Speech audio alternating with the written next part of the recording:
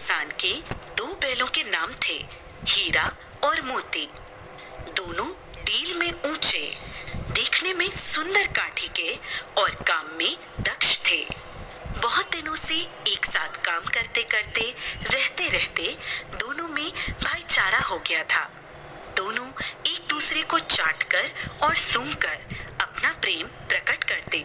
कभी कभी दोनों सींग भी मिला लिया करते थे, विग्रह के नाते नहीं, केवल विनोद के भाव से, आत्मीयता के भाव से। एक बार झूरी ने अपने दोनों बैलों की जोड़ी को पत्नी के आग्रह पर ससुराल कार्यवश भेज दिया, लेकिन बैलों को इस बात का जरा सा भी एहसास नहीं था कि उन्हें क्यों भेजा जा रहा है।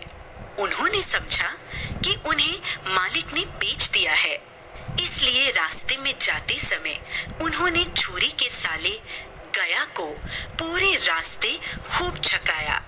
संध्या होने तक दोनों बैल अपने नए स्थान पर पहुंच गए। दिन भर चलने के कारण भूखे भी थे, इसलिए जब उन्हें नांद में लगाया गया तो बड़ी तेजी से खाने को उत्सुक हुए, लेकिन एक ने भी उसमें मुंह नहीं डाला। दिल भारी हो रहा था, क्योंकि आज तक जिसे उन्होंने घर समझा वह आज उनसे छूट गया था। यहाँ उनके लिए सब कुछ नया था। दोनों ने बिना कुछ खाए पिए ही एक दूसरे को कनखियों से देखा और अपनी मुंह भाषा में सलाह की। जब रात में गांव में सब लोग सो गए तो दोनों ने जोर मारकर पगहे तोड़ डाले और घर की तरफ सटपट चल पड़े। प्रातःकाल जब झूरी सोकर उठा तो अपने दोनों बैलों हीरा और मोती को दरवाजे पर देखकर स्नेह से गदगद हो उठा। दोनों बैलों की गर्दन में आधा आधा गराव लटक रहा था। घुटने तक पांव कीचड़ से भरे थे।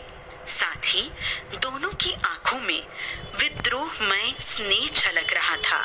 झूरी ने दोनों बैलों को इस अवस्था में देखकर खुशी से दौड़कर उन्हें गले लगा लिया और उन्हें बार बार चूमने लगा। यह दृश्य बड़ा ही मनोहर था, लेकिन झूरी की स्त्री ने बैलों को द्वार पर देखा तो जल बुन उठी। बोली, कैसे नमक हराम बैल हैं कि एक दिन वहां काम न किया, भाग खड़े हुए।